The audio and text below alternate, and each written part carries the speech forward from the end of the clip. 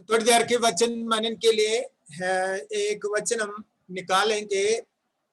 पहला कुरिन्थियों की पहली पत्री 15 अध्याय उसका 58 चैप्टर 15 15 अध्याय 58 तो हाँ पढ़े, मैं पढ़ूंगा। इसलिए है मेरे भाइयों, इसलिए मेरे प्रिय भाइयों, दृढ़ और अटल रहो और प्रभु के काम में सर्वदा बढ़ते जाओ, क्योंकि ये जानते हो कि तुम्हारा परिश्रम प्रभु में व्यर्थ नहीं है। एक बार और पढ़ेंगे। इसलिए मेरे प्रिय भाइयों, दृढ़ और अटल रहो और प्रभु के काम में सर्वदा बढ़ते जाओ, क्योंकि ये जानते हो कि तुम्हारा परिश्रम प्रभु में व्यर्थ नहीं है। तो इस प्रकार हमें प्रभु की महिमा करने के लिए परमेश्वर ने एक अवसर दिया, उसके लिए मैं प्रभु को धन्यवाद करता हूं। प्रभु ने आप सब लोगों को अपने अपने जगह में संभाल कर रखा, हर प्रकार के खतरों से, परेशानी से। जैसे दाऊद ने कहा, हमारे आंखों को आंसू बहाने से, पैरों को ठोकर खाने से, प्राण को मृत्यु से बचा कर रखा। उसके लिए मैं प्रभु को धन्यवाद करता हूं। और प्रभु आगे भी आप सब लोगों को संभाल कर रखें, सुरक्षित रखें। दुनिया में बहुत या काफी लोग परेशान में, दुखी में, कुछ लोग अपने प्रियजनों के मृत्यु पर दुख व्यक्त कर रहे हैं या दुखित हैं। कुछ लोग अपने जीवन के बीमारी, परेशानी के कारण दुखी हैं। लेकिन प्रभु ने हमें वायदा दिया है, मैं सदैव तुम्हारे संग रहूंगा और तेरे डेरे के निकट कोई विपत्ति नहीं आएंगे करके जो प्रभु का वायदा है। तो प्रभु ने आज तक हमें संभाला है, उसके लिए मैं प्रभु को धन्यवाद करता हूं। तो पढ़ा, मैं ज्यादा वर्णन ना करते हुए, मुखबर या पृष्ठभूमि ना बताते हुए, जल्दी कुछ बातें, चंद बातें आपके सामने रखकर मैं प्रार्थना करना चाहता हूं। तो इस वचन जो हमने पढ़ा है, इसके ऊपर जब हम पढ़ते समय हमें पता चलते हैं कि प्रभु यीशु मसीह के आगमन के बारे में या आगमन के समय में क्या होगा करके पौलुस प्रेरित बताने के बाद, उसके बाद में लिखा है, इसलिए है मेरे भाई, प्रिय भाइयों, दृढ़ और अटल रहो। तो इधर ऊपर 50 आयत में हम पढ़ते हैं, मांस और लहू परमेश्वर के राज्य के अधिकारी नहीं हो सकते हैं। और लिखा है, नाशमान अविनाशी की अधिकारी, ना नाशमान अविनाशी का अधिकारी हो सकता है। तो नाशमान शरीर, हमारे जीवन, हमें एक नाशमान शरीर है, लेकिन ये नाशमान शरीर के साथ हम स्वर्ग राज्य में प्रवेश नहीं कर पाएंगे करके पौलुस प्रेरित कहते हैं। तो 51 में, हम 51 में पढ़ते हैं, देखो तुम से भेद की बातें कहता हूं, हम सब नहीं सोएंगे, परंतु सब बदल जाएंगे और क्षण भर में पलक मारते ही अंतिम तुरही फूकते ही होंगे, क्योंकि तुरही फूकी जाएगी और मुर्दे अविनाशी दशा में उठाए जाएंगे और हम बदल जाएंगे, क्योंकि अवश्य है कि ये नाशमान देह अविनाशी को पहन ले और ये मरणहार देह अमरता को पहन ले।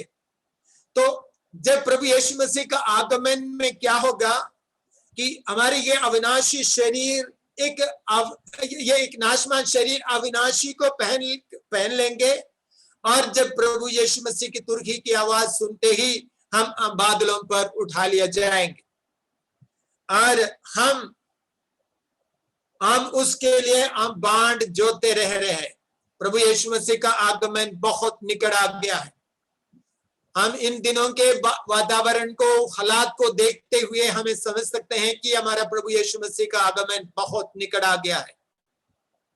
तो हमें अंतिम दिनों में है, क्योंकि प्रभु यीशु मसीह ने लूका सुसमाचार 21 अध्याय में जब आप पढ़ते हैं, अंतिम दिनों में महामारियां फैलेंगे करके प्रभु यीशु मसीह ने पहले से कह चुका है। तो प्रभु यीशु मसीह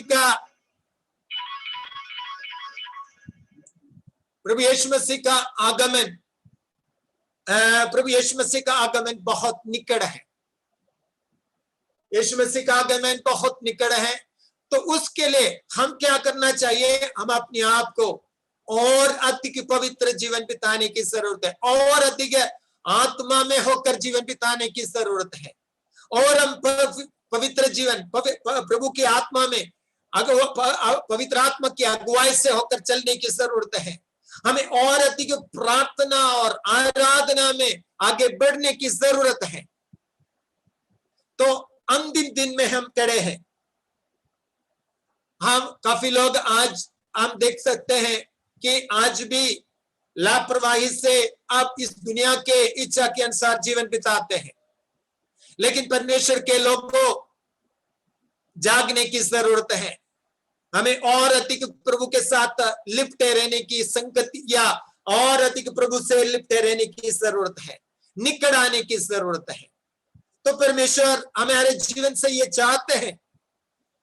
प्रभु हमारे जीवन में ये हमारे देश में ये समस्या या ये समस्या के द्वारा परमेश्वर हमारे जीवन में कुछ सिखाना चाहते हैं, कुछ बताना चाहते हैं कि हम और अधिक जागते हुए हम प्रभु के आगमन के लिए हम तैयारी के साथ आगे बढ़ने की जरूरत है। तो आगे हम देखते हैं कि प्रभु यीशु में या इधर हम देख सकते हैं कि जय ने मृत्यु को निकल लिया, और हे मृत्यु तेरी जय कहां रही? हे मृत्यु तेरा डंक कहां रहा? मृत्यु का डंक पाप है, पाप का बल व्यवस्था, परंतु परमेश्वर का धन्यवाद हो जो हमारे प्रभु यीशु मसीह के द्वारा हमें जयवंत करते हैं। हालेलुया। तो पाप मृत्यु का कारण है, लेकिन परमेश्वर के लोगों के लिए एक आशा है कि यीशु मसीह में हमें क्या है? पाप के ऊपर जय हमें दिया है। हालेलुया। परमेश्वर यीशु मसीह के बलिदान के द्वारा व्यवस्था हमें दोषी ठहराते हैं, लेकिन यीशु मसीह के द्वारा हमें क्या मिला है? और हमें पाप के ऊपर विजय पाने के लिए प्रभु ने अवसर या हमें सामर्थ दिया है। तो ये सब बातें बताकर पौलुस के प्रेरित कहते हैं, इसलिए हे प्रिय भाइयों बहनों, दृढ़ और अटल रहो, प्रभु में, प्रभु के काम में सर्वदा बढ़ते जाओ, क्योंकि ये जानते हो कि तुम्हारा परिश्रम प्रभु में व्यर्थ नहीं है। प्रभु का आगमन निकट है और पाप के ऊपर हमें जय प्रभु ने दिया है। तो इसलिए मेरे प्रिय भाइयों बहनों, अटल और दृढ़ रहो, प्रभु में बढ़ते जाओ, प्रभु में बढ़ते जाओ। अगर बढ़ते जाना है तो हमें क्या बांधने की जरूरत है? हमें क्या हमें दृढ़ और अटल रहने की जरूरत है। अगर हम दृढ़ नहीं है, अटल नहीं है, हमें बढ़ना मुश्किल है, हमें बढ़ते जाना संभव नहीं है। अगर हमें बढ़ना है तो हमें क्या होना चाहिए? हमें दृढ़ रहना है, अटल रहना है। अटल रहना और दृढ़ रहने से ही हम बढ़ते जा सकते हैं। अगर हमारे जीवन में भय है या हम आगे नहीं बढ़ सकते हैं। हमें आगे बढ़ने के लिए हमें परमेश्वर के दास विश्वासियों के लिए कह रहा है, हे मेरे प्रिय भाइयों बहनों, दृढ़ और अटल रहो और बढ़ते जाओ। बढ़ते जाने के लिए हमें दृढ़ रहने की जरूरत है। अगर आपके जीवन में कोई बातें करने के लिए आपके मन में दृढ़ता नहीं है या एक विश्वास नहीं है, तो आप आगे नहीं बढ़ पाएंगे। कि आपके मन में शक आएगा, क्या ये सफल होगा, ये नहीं होगा, ये होगा, क्या होगा, क्या होगा आपके जीवन में, और एक दृढ़ता के साथ आगे नहीं बढ़ पाएंगे। तो हमें दृढ़ और अटल रहने की जरूरत है। हमें किस में दृढ़ और अटल रहना है? तो वचन में हम पढ़ते हैं कि दाऊद कहते हैं उसका या भजन संहिता 57 का 7 में 57 का 57 का और 7 आयत में इस प्रकार हम पढ़ते हैं, हे परमेश्वर मेरा मन स्थिर है, मेरा मन स्थिर है, मैं गाऊंगा और भजन कीर्तन करूंगा। हे मेरी आत्मा जाग जा, हे मेरी सारंगी और वीणा जाग जाओ। तो इधर पौलुस दाऊद कहते हैं मेरा मन स्थिर है, मेरा मन स्थिर है, इसलिए मैं क्या करूंगा, गाऊंगा, परमेश्वर का भजन कीर्तन गाऊंगा। एक व्यक्ति अगर परमेश्वर की महिमा करना है, कीर्तन करना है, आराधना करना है, स्तुति और प्रशंसा करने के लिए अपने मन को दृढ़ करने की आवश्यकता है, मन को दृढ़ करने की आवश्यकता है। तो पौलुस दाऊद कहते हैं मेरा मन स्थिर है, दृढ़ है, इसलिए मैं क्या करूंगा, गाऊंगा, प्रभु की स्तुति करूंगा, प्रभु की आराधना करूंगा और प्रभु की महिमा करूंगा। हालेलुया। तो हमें परमेश्वर की प्रभु में बढ़ते जाने के लिए अपने मन को स्थिर करने की जरूरत है। प्रभु में हमें किस में, कहां, ये दाऊद प्रभु में स्थिर था। मेरा मन स्थिर है, मेरा मन स्थिर है, इसलिए क्या कहते हैं कि मैं परमेश्वर के लिए क्या करूंगा, गीत गाऊंगा। किसकी गीत गाना है? पौलुस के दाऊद कहते हैं मैं, या वचन में हम समझ सकते हैं कि वो परमेश्वर का गीत गाना चाहते हैं, परमेश्वर की आराधना करना चाहते हैं। इधर हम करते हुए हम देख सकते हैं। तो हमारा, क्योंकि परमेश्वर का दास दाऊद का मन पर प्रभु में क्या करता, स्थिर था, प्रभु में स्थिर था। हम इस दुनिया में किसी भी चीज पर हम भरोसा नहीं रख सकते हैं। हम और भजन संहिता 20 में पढ़ते हैं, 20 का 7 में, कुछ लोग रेतों में या घोड़ों पर भरोसा रखते हैं, लेकिन मेरा भरोसा परमेश्वर पर है। दाऊद परमेश्वर 20वां भजन संहिता में हम पढ़ते हैं। तो परमेश्वर पर हमारा मन को दृढ़ रखना है, हमारे नौकरी पर नहीं, हमारे पैसे पर नहीं, हमारे तंदुरुस्ती पर नहीं। बहुत सारे लोग अपने तंदुरुस्त, जिसने अपने बॉडी बिल्ड किया या उस अपने बॉडी पर भरोसा रखा, घमंड किया, बहुत सारे लोग खत्म हो गए हैं। बहुत सारे धनी लोग जो अपने धन पर भरोसा रखते थे, अपने नौकरी, वो खत्म हो गए हैं। आप देख सकते हैं काफी लोगों के बारे में, हमारे से शक्तिशाली, हमारे से धनी लोग, बहुत सारे लोग ये बीमारी के द्वारा खत्म हो गया है और अपना उनका पैसा, उनका धन या उनका तंदुरुस्ती उनको बचा नहीं पाया। उनका पैसा, उनका वादा या कोई भी बातें उनको बचा नहीं पाया। मेरे प्रिय भाइयों बहनों, मैं और आप इसलिए खड़े हैं, हम प्रभु की महिमा करने के लिए प्रभु ने हमें रखा है। हालेलुया। प्रभु की महिमा करने के लिए प्रभु ने हमें रखा है। हालेलुया।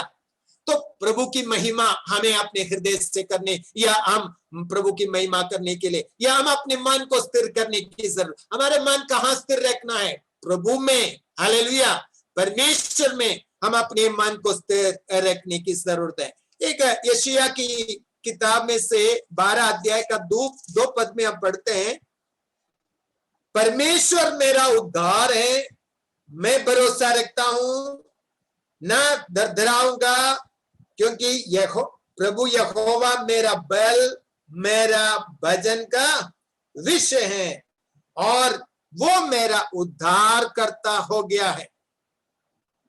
तो इधर परमेश्वर के दास कहते हैं परमेश्वर मेरा उद्धार है, मेरा भरोसा, मैं उस पर भरोसा रखूंगा, ना डराऊंगा, क्योंकि यहोवा प्रभु यहोवा मेरा बल, मेरा भजन का विषय है, वो मेरा उद्धार करता हो गया है। तो इधर परमेश्वर के दास कहते हैं परमेश्वर मेरा बल है, मेरा उद्धार है। हालेलुया। इसलिए मैं नहीं डरूंगा, मैं घबराऊंगा नहीं। मैं मेरा परमेश्वर पर स्थिर है करके परमेश्वर के दास कहता है, क्योंकि वो मेरा रक्षक उद्धार है, वो मेरा उद्धार है। मेरा उद्धार कौन है? परमेश्वर मेरा उद्धार है। हालेलुया, परमेश्वर हमारा उद्धार है, इसलिए हमें डरने की, घबराने की कोई जरूरत नहीं है। हालेलुया, तो परमेश्वर हमारा उद्धार है। हम अपने उद्धार को पक्का करना है।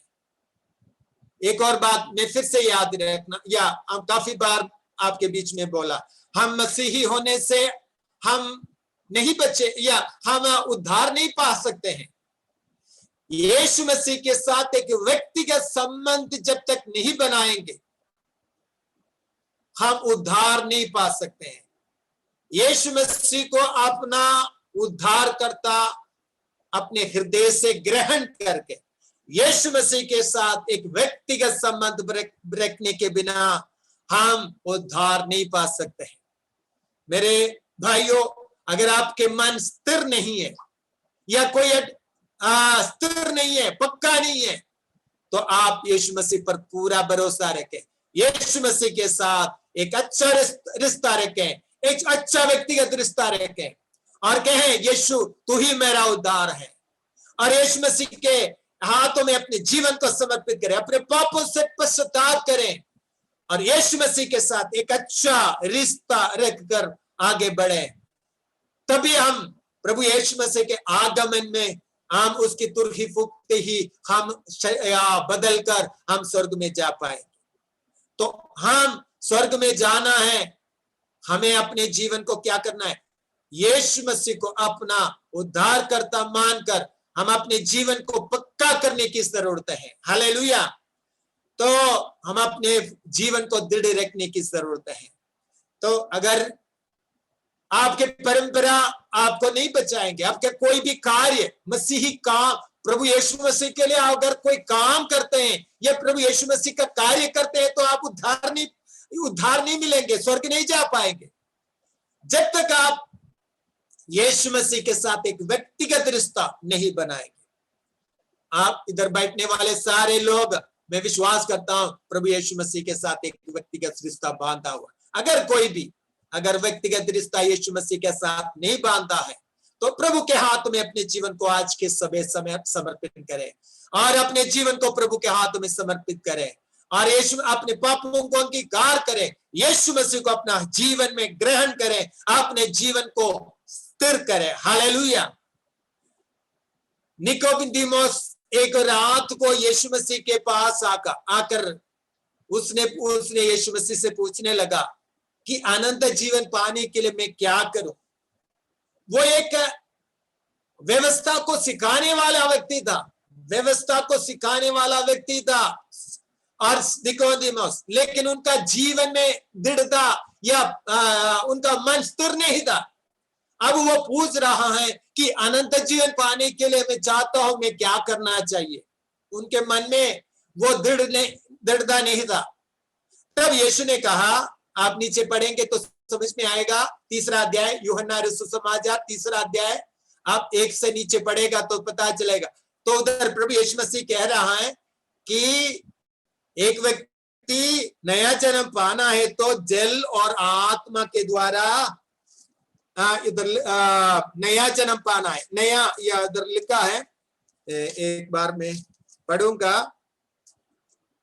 और इधर हम देख सकते हैं कि क्योंकि जो शरीर में से जन्मा है वो शरीर है, जो आत्मा से जन्मा है वो आत्मा है। और अचंबा ना कर, मैंने तुझे कहा, तुझे नए सिरे से जन्म लेना अवश्य है, तुझे नए। और उसका निकोदेमुस से परमेश्वर ने, यीशु मसीह ने क्या कहा? जो कोई आत्मा से जन्मा है वो ऐसा है।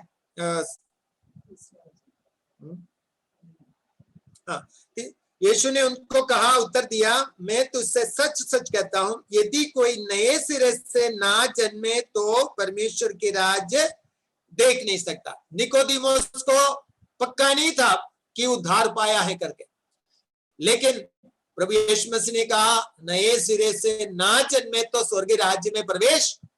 तो यीशु मसीह निकोदेमुस से साफ का वो या सिखाने वाला था, धर्म या व्यवस्था सिखाने वाला व्यक्ति था, लेकिन उनके जीवन में उद्धार उनके लिए पक्का नहीं था, उद्धार पाया है कर। लेकिन यीशु मसीह उनको कह रहा है कि नए सिरे से जन्म जब तक नहीं लेगा तब उद्धार या स्वर्ग राज्य में प्रवेश नहीं करेंगे। तो उनको नए सिरे से जन्म लेने की आवश्यकता था, जल और आत्मा से, परमेश्वर के वचन के द्वारा, पवित्र आत्मा के द्वारा हमें प्रभु के संगति में आने, यीशु मसीह के संगति में आने की जरूरत है। तो प्रभु यीशु के साथ एक अच्छा रिश्ता रखने की जरूरत है और यीशु मसीह के साथ वो एक व्यक्तिगत रिश्ता बांधने की जरूरत है।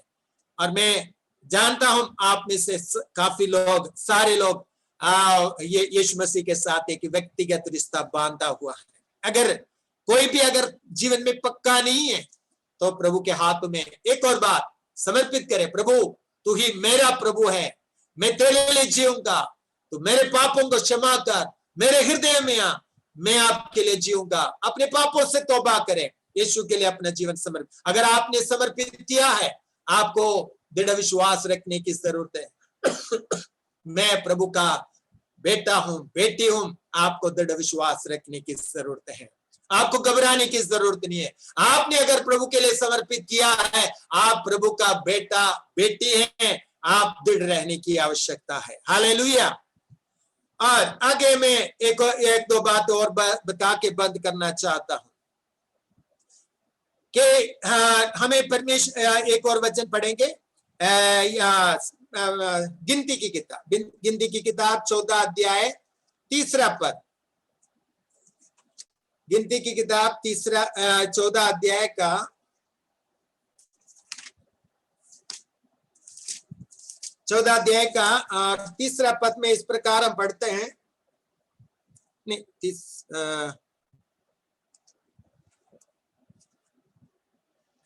14 अध्याय 14 आयत, सॉरी एक मिनट है, गिनती की किताब 14 अध्याय का 13वां पद इस प्रकार हम पढ़ते हैं कि मूसा ने लोगों से कहा, डरो मत, खड़े खड़े वो उद्धार का काम देखो जो यहोवा आज तुम्हारे लिए करेगा, क्योंकि जिन मिस्रियों को तुम आज देखते हो उनको फिर कभी ना देखोगे। इधर ये इस्राएल लोग एक बहुत बड़ा समस्या में है। 14 अध्याय का निर्गमन 14 का 13 आयत,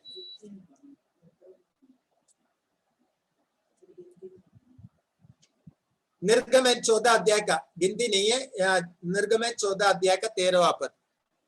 तो इधर हम देख सकते हैं एक इस्राएल लोग एक बहुत बड़ा समस्या में, मिस्र देश के गुलामी से निकल के तो आ गया, लेकिन अब लाल सागर के पास खड़े हैं। मिस्र देश के राजा फिरौन ने सेना को भेजा इस्राएल लोगों को वापस अपने देश में लेके जाने के लिए।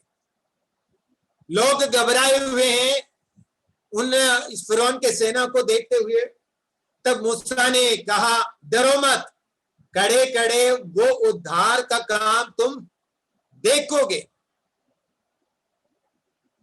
हम प्रभु में यीशु मसीह पर, हम परमेश्वर पर विश्वास करते हैं, प्रभु के पीछे हम उद्धार तो पाया, प्रभु के रास्ते में चलते हैं, लेकिन उद्धार पाने वाले व्यक्ति के जीवन में परमेश्वर के वचन हमें समझ सकते हैं कि हमारे जो शत्रु हैं हमारा पीछा करते हैं।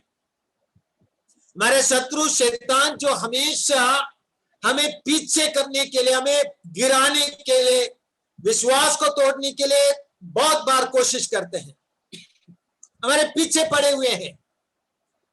लेकिन प्रभु का दास कहते हैं कि तुम उससे डरो मत, तुम आज बड़े बड़े या परमेश्वर का उद्धार का काम देखोगे। मेरे और आपके जीवन में भी प्रतिकूल परिस्थिति आ सकते हैं,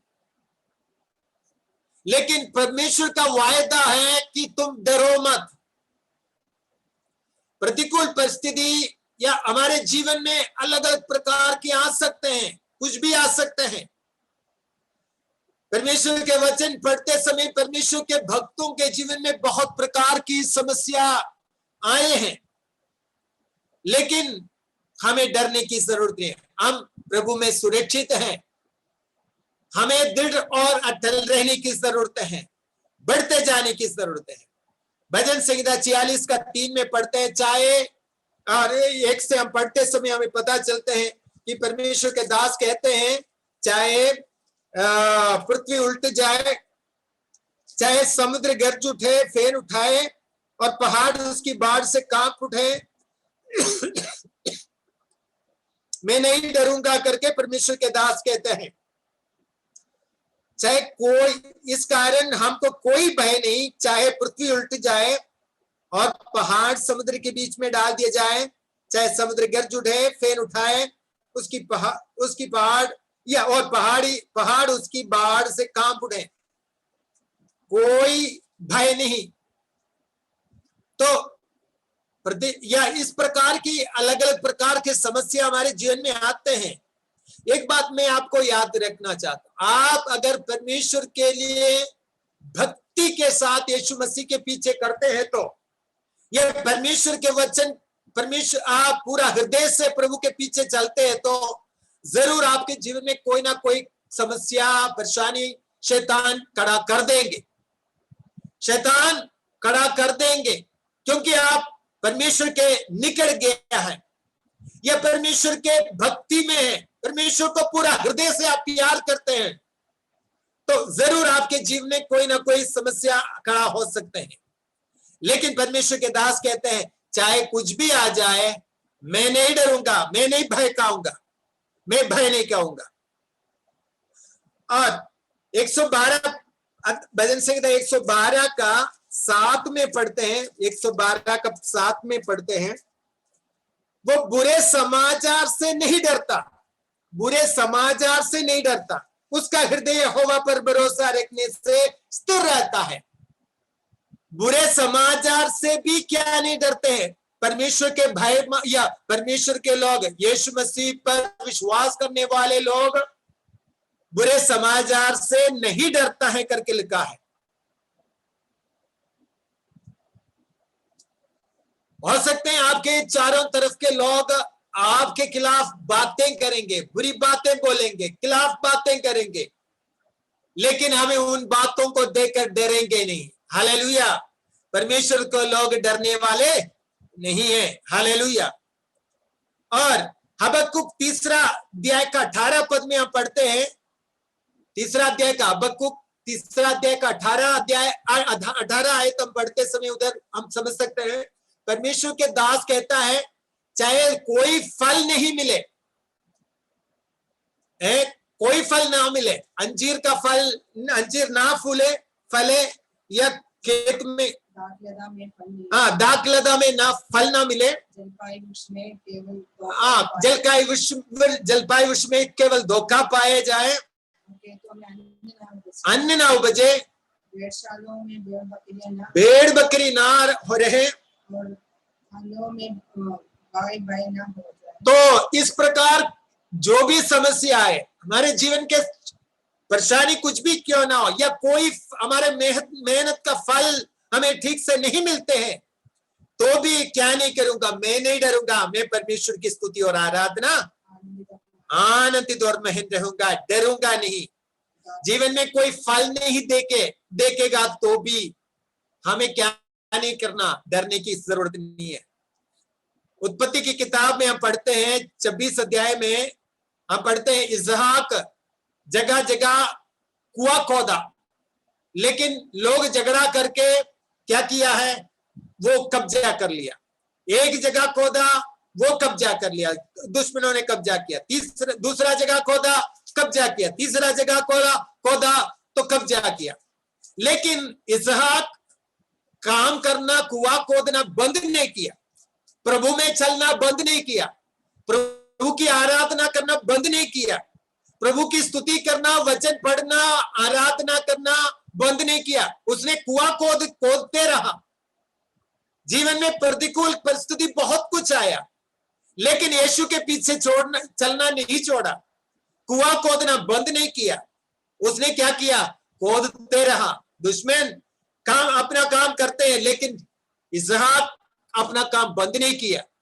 फिर एक जगह खोदा, फिर दुश्मन उसके पास नहीं आया करके 26 अध्याय पढ़ते समय हमें पता चलता है। मेरे प्रिय भाइयों बहनों, चाहे कोई भी फल, हमारी मेहनत का फल हमें ठीक से नहीं मिलता होगा, या प्रतिकूल परिस्थिति, हम कुछ भी करते लेकिन कुछ नहीं, या कुछ सब कुछ प्रतिकूल परिस्थिति है, लेकिन फिर भी परमेश्वर के दास कहता है, मैं प्रभु में आनंदित और महीन रहूंगा, दृढ़ रहूंगा, मैं नहीं घबराऊंगा। हालेलुया। अभी समय खत्म होने, जल्दी मैं बंद करना चाहता हूं। तो मेरे प्रिय भाइयों बहनों, परमेश्वर के दास कहता है, दृढ़ और अटल रहो। हालेलुया। एक और बात मैं जल्दी बंद करके, सारी बातें बोलने के लिए अभी समय नहीं है, एक और बात बता के बंद करना चाहता हूं।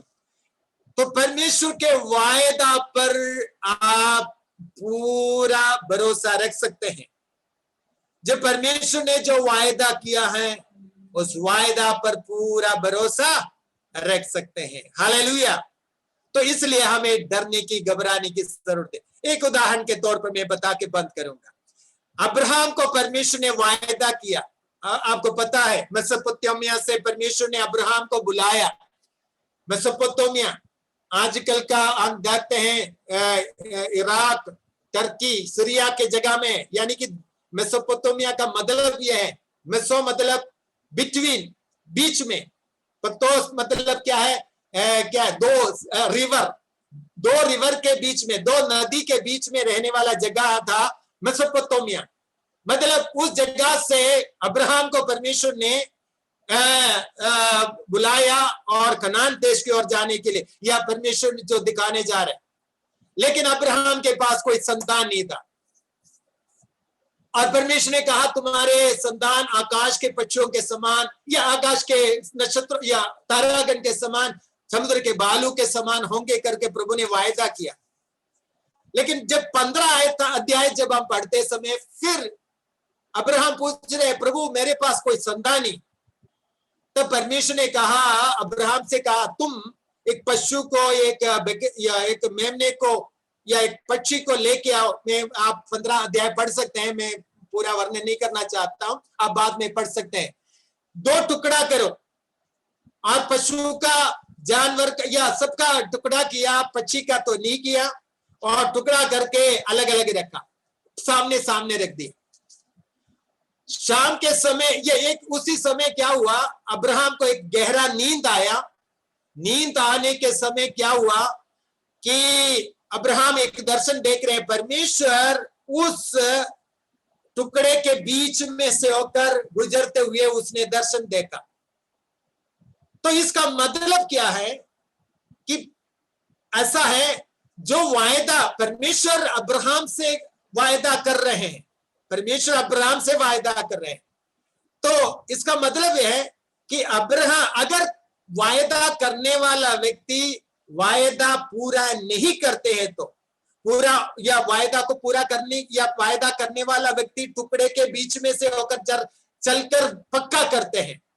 लेकिन इसका मतलब यह है कि अगर वो वायदा करने वाला व्यक्ति पूरा नहीं करते हैं, तो जो वायदा करने वाले व्यक्ति को, इस पशु को 2 टुकड़ा किया वैसे ही करेंगे करके, ये बात वैसे ही करेंगे।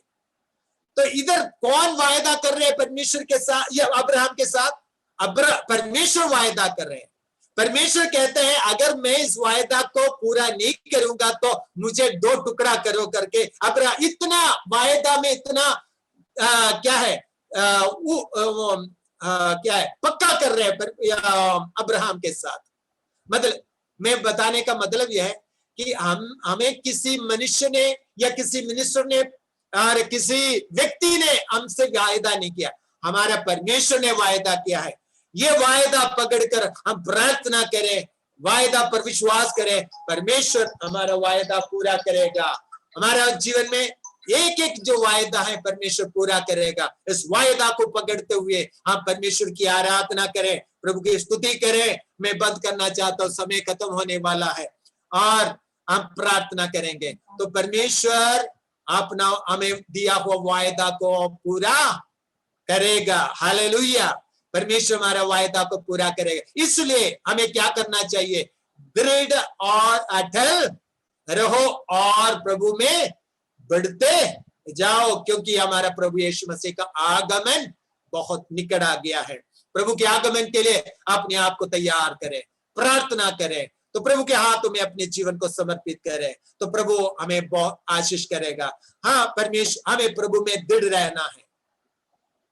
प्रभु में हमें ये पक्का करना है कि मैं उद्धार पाया हुआ व्यक्ति हूं, और हमें प्रतिकूल परिस्थिति आएंगे लेकिन हमें दृढ़ रहना है।